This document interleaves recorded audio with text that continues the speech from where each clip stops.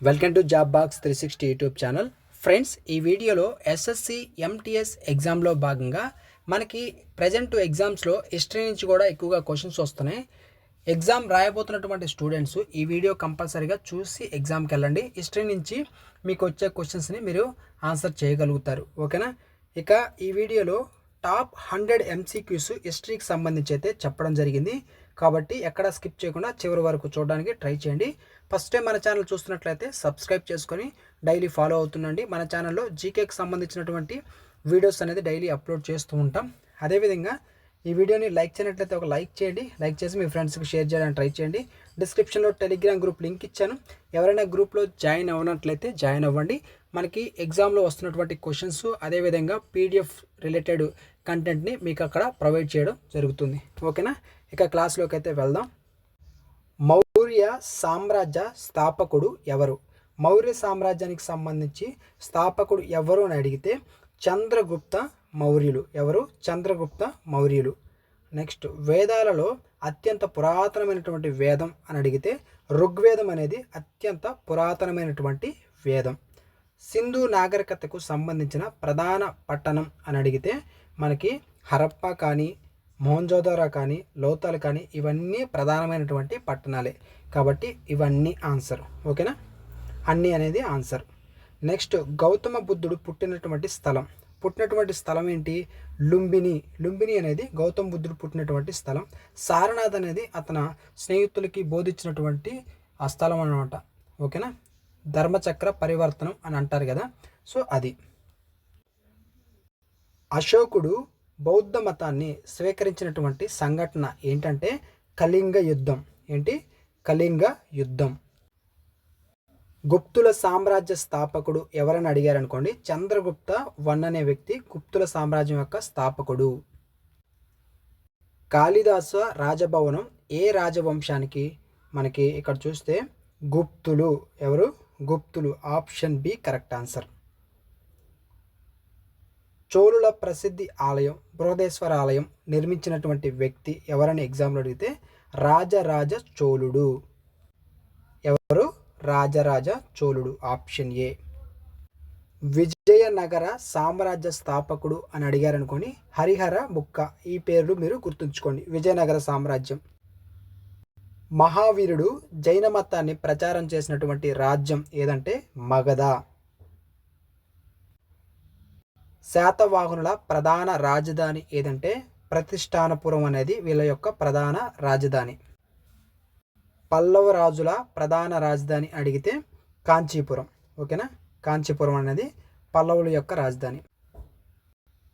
చాళుక్యుల స్థాపకుడు అని అడిగారనుకోండి, పులకేశ వన్ను చాళుక్యుల యొక్క స్థాపకుడు.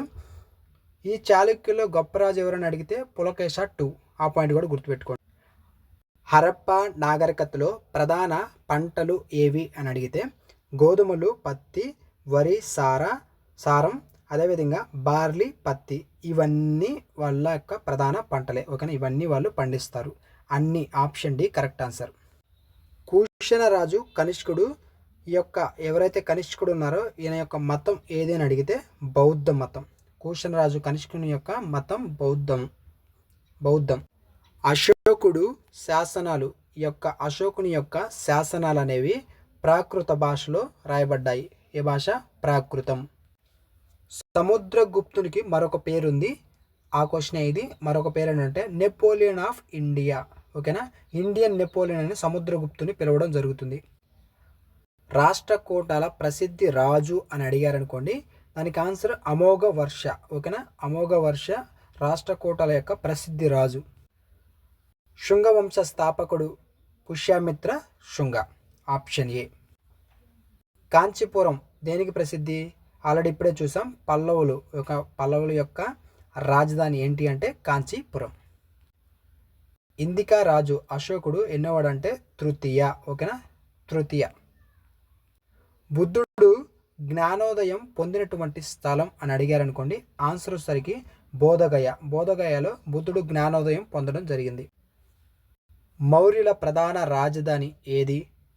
పాటలీపుత్ర. మౌర్యుల యొక్క ప్రధాన రాజధాని పాటలీపుత్ర. రాష్ట్రకూటుల ప్రసిద్ధి రాజు అమోఘవర్షుడు రచించినటువంటి గ్రంథం ఏంటంటే కవిరాజ మార్గం. హరప్ప నాగరికతలో అత్యంత పెద్ద స్నానవాటిక ఎక్కడుంది అని అడిగితే మనకి మొహంజోదారోలో పెద్ద స్నానవాటిక ఉండడం జరిగింది. ఢిల్లీ సుల్తానేట్ స్థాపకుడు ఎవరు? Qutbuddin Aibak. Option A correct answer. అదే మొఘల సామ్రాజ్య స్థాపకుడు అని అడిగితే దీనికి ఆన్సర్ వచ్చేసరికి బాబర్. ఓకేనా, ఆప్షన్ ఏ బాబర్. అక్బర్ ప్రవేశపెట్టినటువంటి మతం ఏదంటే దీన్ ఈ ఇలాహీ అనేది ఆయన ప్రవేశపెట్టినటువంటి మతం. విజయనగర సామ్రాజ్యంలో అత్యంత ప్రసిద్ధి రాజు ఎవరని అడిగితే కృష్ణదేవరాయలు. ఈయన ఏ వంశానికి సంబంధించి అంటే తులువా వంశం. మరాఠా సామ్రాజ్య స్థాపకుడు వచ్చేసరికి శివాజీ. అదేవిధంగా సిక్కు మతాన్ని స్థాపించినటువంటి వ్యక్తి గురునానక్. ఎవరు? గురునానక్. భక్తి ఉద్యమంలో నవరత్నాలు అనేది మీకు ఈ యొక్క నవరత్నాల గురించి ఆల్రెడీ చెప్పాను. నవరత్నాలు అనగానే మీకు గుర్తు రావాల్సింది కృష్ణదేవరాయ. ఓకేనా. అల్లావుద్దీన్ ఖిల్జీ ప్రసిద్ధి యుద్ధం. ఓకేనా, ప్రసిద్ధ యుద్ధం మీరు ఇక్కడ చూస్తే మంగోలులను ఓడించడం, చిత్తోర్ ఆక్రమణ, దళవాయ్ వ్యవస్థ, ఇవన్నీ ఈ యొక్క అల్లావుద్దీన్ ఖిల్జీ ప్రసిద్ధి యుద్ధానికి సంబంధించినవే. ఓకేనా. ఔరంగజేబ్ రాజధానిని మార్చినటువంటి స్థలం ఏంటంటే ఔరంగాబాద్. తుకారాం భక్తి సాంప్రదాయం ఆన్సర్ వచ్చేసరికి వర్కరీ. బాల్బన్ రాజవంశం ఏంటంటే గులాం. ఓకేనా, గులాం వంశం అన్నది బాల్బన్ యొక్క వంశం. ఇల్టుట్మిష్ ప్రవేశపెట్టినటువంటి నాణ్యాలు ఏవంటే టాకా, జిత్తల్. ఓకేనా, option A correct answer. Mughal చిత్రకళలో ప్రసిద్ధుడు అని అడిగితే ఆన్సర్ వచ్చేసరికి బసావన్. ఓకేనా, ఆప్షన్ సి. హర్షవర్ధనుని యొక్క రాజధాని అడిగితే కన్నౌజ్. ఓకేనా, కన్నౌజ్. చాముండి రాయ ఏ రాజవంశానికి సంబంధించిన వాళ్ళని అడిగితే యాదవులు. పృథ్వీరాజ్ చౌహాన్ ఓడిన యుద్ధం ఏంటంటే తరైన్ 2వ యుద్ధంలో ఓడిపోవడం జరిగింది. శంకరాచార్యుల అష్టమఠాలు అని అడిగితే ఎన్నంటే 4. ఓకేనా, ఆప్షన్ ఏ కరెక్ట్ ఆన్సర్. రామానందుడు శిష్యుడు ఆన్సర్ వచ్చేసరికి కబీర్. కుతుబ్ మినార్ నిర్మించిన వారు. కుతుబ్ మినార్ గురించి అడిగితే కుతుబుద్దీన్ ఐబక్ అనే వ్యక్తి స్టార్ట్ చేశారు. ఇల్టుట్మిష్ దాన్ని పూర్తి చేయడం జరిగింది. షేర్షా సూరి ప్రసిద్ధి ఇక్కడ చూస్తే గ్రాండ్ ట్రంక్ రోడ్డు, అదేవిధంగా రూపాయి నాణ్యం, దీన్ ఈ ఇలాహీ, ఈ మూడింటికి ప్రసిద్ధి. ఈ 3 ఆన్సరే. ఓకేనా, అన్ని ఆప్షన్ డి కరెక్ట్ ఆన్సర్. భక్తి ఉద్యమం యొక్క ప్రధాన లక్ష్యం ఏంటంటే భక్తి మార్గం. లోడీ వంశం యొక్క చివరి రాజు ఎవరు? ఇబ్రహీం లోడీ. పంజాబ్లో కుషల్ ఖాన్ వచ్చేసరికి పుస్తన్ కవి. ఓకేనా, పస్తూన్ కవి. Option A. తుగ్లక్ వంశస్థాపకుడు ఎవరు? గియాజుద్దీన్ తుగ్లక్. 1857 తిరుగుబాటు మొదటి సైనికుడు ఎవరని అడిగితే Mangal Pandey. Option A correct answer. భారత జాతీయ కాంగ్రెస్ స్థాపన సంవత్సరం 1885లో భారత జాతీయ కాంగ్రెస్ని స్థాపించడం జరిగింది. దండి యాత్ర యొక్క తేదీ అని అడిగితే మార్చి 12, 1930లో దండి యాత్ర. ఓకేనా. భారత స్వాతంత్ర్య ఉద్యమంలో భారతీ గాంధీ అని ఎవరిని అంటారు? సుభాష్ చంద్రబోస్. ఎవరు? సుభాష్ చంద్రబోస్. క్విట్ ఇండియా ఉద్యమం ప్రకటించినటువంటి స్థలం వచ్చేసరికి గోవాలియా ట్యాంక్. భారత రాజ్యాంగ సభ అధ్యక్షుడు వచ్చేసరికి డాక్టర్ రాజేంద్ర ప్రసాద్. ప్లాసీ యుద్ధం యొక్క ఇయర్ వచ్చేసరికి 1757. భారతదేశంలో మొదటి గవర్నర్ జనరల్ అని అడిగితే Warren Hastings. Indian National Army స్థాపకుడు ఎవరు అని అడిగితే Raj Bihari Bose. Option A Raj Bihari Bose. Lord Mountbatten plan సంవత్సరం వచ్చేసరికి 1947 సంవత్సరం. భారతదేశంలో మొదటి మహిళా ప్రధాని అని అడిగితే ఇందిరాగాంధీ. భారతదేశంలో మొదటి మహిళా ప్రధాని వచ్చేసరికి ఇందిరాగాంధీ గారు. జలియన్ వాలాబాగ్ ఊచకోత తేదీ వచ్చేసరికి ఏప్రిల్ 13, 1919. స్వరాజ్ పార్టీ స్థాపకులు ఎవరంటే చిత్తరంజన్ దాస్, మోతిలాల్ నెహ్రూ గారు స్వరాజ్ పార్టీ యొక్క స్థాపకులు. భారతదేశంలో మొదటి గవర్నర్ జనరల్ స్వాతంత్ర్య భారత్ తర్వాత సి రాజగోపాలాచారి. ఎవరు? సి రాజగోపాలాచారి. లక్నో ఫ్యాక్ట్ వచ్చేసరికి 1916 సంవత్సరం అడిగితే 1916. భారత రాజ్యాంగం అమలైనటువంటి తేదీ ఏంటంటే జనవరి 26, 1950. ఓకేనా, జనవరి 26, 1950. బాక్సర్ యుద్ధం సంవత్సరం వచ్చేసరికి 1764. ఓకేనా, ఇక్కడ మిస్టేక్ పడింది. బాక్సర్ యుద్ధం 1764. అసహకారక ఉద్యమం ప్రారంభం అని అడిగితే 1920. అసహకార ఉద్యమం. ఓకేనా, 1920. ఫార్వర్డ్ బ్లాక్ పార్టీ స్థాపకుడు ఎవరంటే సుభాష్ చంద్రబోస్. సుభాష్ చంద్రబోస్ గారే ఫార్వర్డ్ బ్లాక్ పార్టీని స్థాపించడం జరిగింది. ఇక సైమన్ కమిషన్ వచ్చినటువంటి సంవత్సరం అని అడిగితే 1928 సైమన్ కమిషన్ వచ్చినటువంటి సంవత్సరం. పూర్ణ స్వరాజ్ ప్రకటన తేదీ వచ్చేసరికి డిసెంబర్ 31, 1929. ఓకేనా, పూర్ణ స్వరాజ్ యొక్క ప్రకటన తేదీ ఇది. భారతదేశంలో మొదటి ఉపరాష్ట్రపతి అని అడిగితే డాక్టర్ ఎస్ రాధాకృష్ణన్. ఓకేనా, doctor S Radhakrishnan. Gandhi Irwin pact వచ్చేసరికి 1931 సంవత్సరం. కాంగ్రెస్ సోషలిస్ట్ పార్టీ స్థాపకులు వచ్చేసరికి జయప్రకాష్ నారాయణ్, అచ్యుత్య పట్వర్ధన్. ఓకేనా, ఆప్షన్ ఏ కరెక్ట్ ఆన్సర్. భారతదేశం విభజన ప్లాన్ అనేది ప్రతిపాదించినటువంటి వారు మౌంట్ బాటన్. ఓకేనా, మౌంట్ బాటన్ అనే వ్యక్తి భారతదేశం విభజన ప్లాన్ ప్రతిపాదించిన వారు. భారత రాజ్యాంగానికి డ్రాఫ్టింగ్ కమిటీ చైర్మన్ వచ్చేసరికి డాక్టర్ బిఆర్ అంబేద్కర్. భారతదేశ మొదటి ప్రధానమంత్రి ఎవరంటే జవహర్లాల్ నెహ్రూ. జవహర్లాల్ నెహ్రూ గారు భారతదేశం యొక్క మొదటి ప్రధానమంత్రి. రెండవ ప్రపంచ యుద్ధం ముగిసినటువంటి సంవత్సరం వచ్చేసరికి 1945 సంవత్సరంలో ముగిసింది.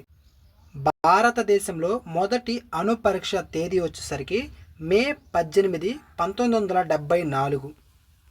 ఐరోపాలో మొదటి ప్రపంచ యుద్ధం ప్రారంభానికి సంబంధించిన డేట్ అడిగితే ఇయర్ అడిగితే 1914. ఐరోపాలో మొదటి ప్రపంచ యుద్ధం 1914. భారతదేశంలో ఆకాశవాణి ప్రారంభ సంవత్సరం వచ్చేసరికి 1936 సంవత్సరం. ఆకాశవాణి ప్రారంభం. భారత రాష్ట్రపతి మండలం స్థాపన వచ్చేసరికి 1950 సంవత్సరం. 1950 సంవత్సరం. చైనా భారతదేశంపై యుద్ధం, చైనా భారత్ మధ్య యుద్ధం వచ్చేసరికి మనకి 1962. 1962. అదే భారత్కి పాకిస్తాన్కి మధ్య యుద్ధం అంటేనేమో 1971. భారతదేశంలో మొదటి అంతరిక్ష ఉపగ్రహం వచ్చేసరికి ఆర్యభట్ట.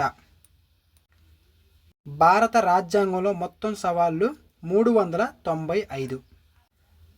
భారతదేశంలో మొదటి సాహిత్య అకాడమీ అని అడిగితే దానికి సంబంధించిన ఇయర్ అనేది అడిగితే 1954 ఆన్సర్ అవుతుంది.